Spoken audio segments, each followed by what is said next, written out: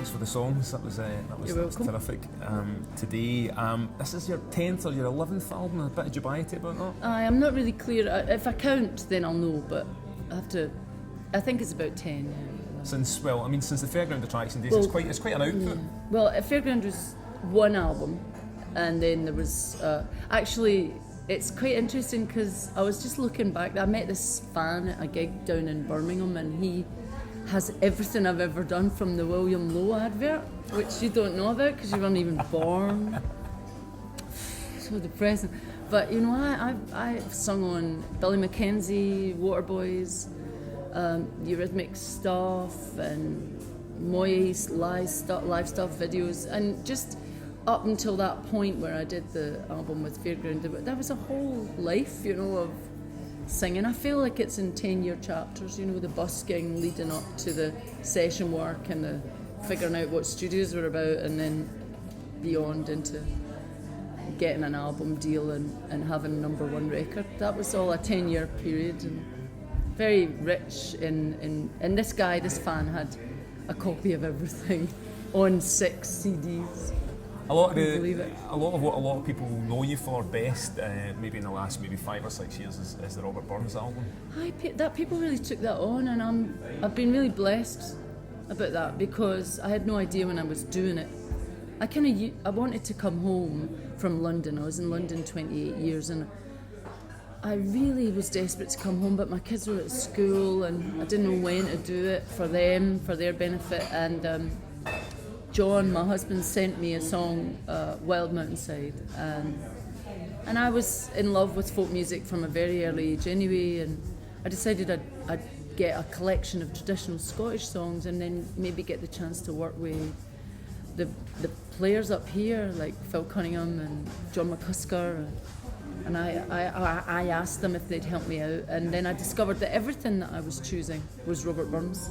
Not that I knew that. I didn't know Robert Burns had written Charlie Is My Darling. I just discovered it. So doing the research, I then became aware of this guy who previously I just thought was some, you know, rich man that stabbed haggises or, you know, some bank manager guy's thing, you know. I'm from the council estates of Irvine. Before that, Ardenne, Carnwadrick, and before that, Anderson, Glasgow, when they knocked houses down when I was 5.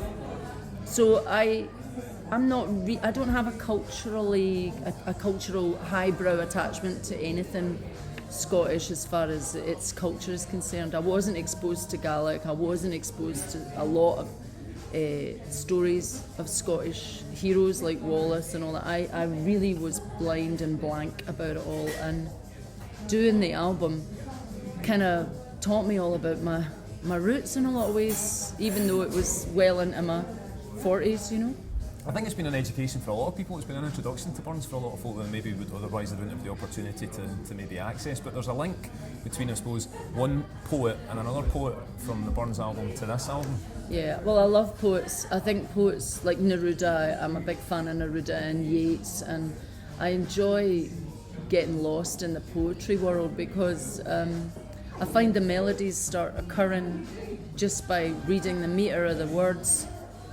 And also there's, you know, they paint pictures and they paint little videograms in your head, and John Masefield, who is the poet that was inspired Vagabond, it's called Vagabond, but we heard the music in it and we thought this is definitely a song, and also it describes us, you know, musicians. That's kind of how we live life. And you know, I have a real hard time trying to explain that to people that are getting up in the morning, that I don't have to get up in the morning, but I still work hard, you know. I still work all night or for months on end in a studio, so I just have famine and feast rest times. So Vagabond was great for explaining me and to other people what it's like to have that attachment to the road, really. I suppose there's another song on the album that would maybe sort of talk about that sort of vagabond heart as well, Midnight in Paris, 1979. That's going back to your early travelling days and busking days. I'd never been anywhere outside of Scotland except this time when my friend Mark Wright, him and his wife were splitting up, and he played guitar, and his wife kind of convinced him to take me on my sort of I don't know, coming of age experience of seeing another country, and I went to Paris. We hitchhiked from the north here all the way through to the southeast, and Calais. Then we got into Belgium somehow, and then from Belgium all the way down into Paris. And I got picked up by a double-decker bus in Belgium somewhere on a country road. He thought I was miraging, I'd drunk too much cheap red wine or something, but I was going, no, it's a big double-decker red bus. And it was two French rich boy hippies, Michel and Xavier, who were picking up all the hitchhikers that couldn't go on the motorway. So it was just pure chance. We were there for 4 hours waiting for a lift on a country road and trundling along. I just loved it. It was so good to open my eyes about other cultures and other ways of doing things. And everything was strange. The smells, the heat, the earth. Everything seemed strange. Tell me about the others. One of my favourite songs on the album is a song you played for us today, Back the Dogs. Now, and on the album version, you can actually hear the recording of a lady. Tell us who the lady is and where the song came from. In 1985, I was taping my granny. She died in 88, and I was her best friend. Me and her were best pals. I come from a family of 9, but that was my escape route, is to go and sit with my granny. And she came from a place called Tralee in County Kerry. I didn't know much about Ireland or anything about her except what she told me, and what she told me were all these stories about backing the dogs, walking up Rock Street, dancing, going out skinny dipping in the spa, and which was this place that sounded magical to me. And she told me about holes in the middle of the road that can never be filled because the devil sat there and played poker with all the men and took all our money. And I was just gobsmacked. She would tell me things like to stop me going into the dodgy tenement down the road from us in Anderson. She lived across the street and had the best toilet in the close. It was all very Dettoled and nice, fresh bits of newspaper to wipe your bum with, not what we had, which was rocks and spewing green liquid coming out of. So I went over to my granny's a lot, and as the excuse was always, I want to go to the toilet. So I'd go over to my granny's and she'd tell me these stories about how not to go up the dodgy close, where the sort of weirdos were, like the drunks or something, And she'd say, you see that puddle there? And it was covered in red, rusty stuff. And she'd say, well, that's the blood of a murdered Wayne. Don't go up that close. She went up and she never came back to him. And so she'd just fill my head with all that stuff. And I taped her in 1985, this story of her saying that she used to enjoy backing the dogs, and she was a bit ashamed of it, but she was also really pleased that she could tell me that that was the best advice she could give me that day, was to back the dogs, back the horses. And every horse that she backed was always related to the chapel or Catholic religion in some way, because it was all the saints, St. Peter, St. Paul, thank heaven. And then she said that word to me, I took him for an optimistic double.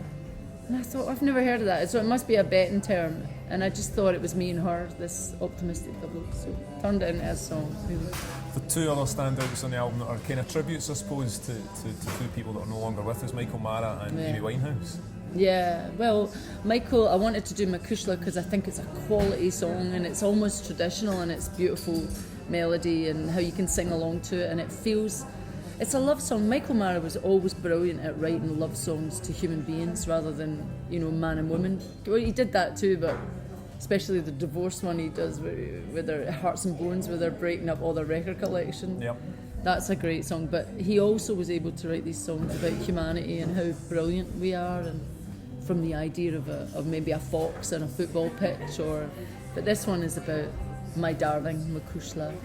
And then Edina is a kind of, when Amy died, I met her in Cottiers before she was really big, and she said, it's Eddi Reader, and she was all very enamoured by meeting me, and I remember feeling honoured by that, because you think you're forgotten and stuff, and then she was just so good at what she did, and then the fact that she appreciated me made me feel good. And then when she died, I kind of thought she didn't know what she was dealing with, part of me thinks that I escaped all that. I just managed to keep my feet on the ground, and I think it's something to do with being Scottish or Glaswegian even. And I was talking in the song to the little girl that is very musical and artistic and maybe has to just defiantly get through life. Unfortunately for Amy, she relied on the masks of alcohol and other things just to get her through it. They're all survival techniques, you know. Charlie Parker had it, and we lost him too, you know. It's kind of, it's the way Stuart Adamson, you know.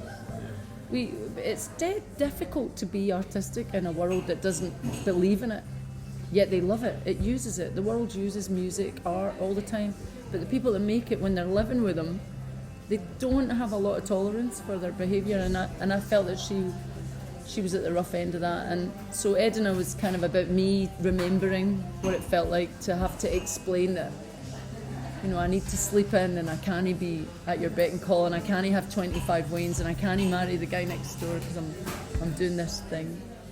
It's a great song, it's a brilliant album, and it's been a pleasure listening to you today and chatting to you, Eddi. Thanks very much. Thank you very much.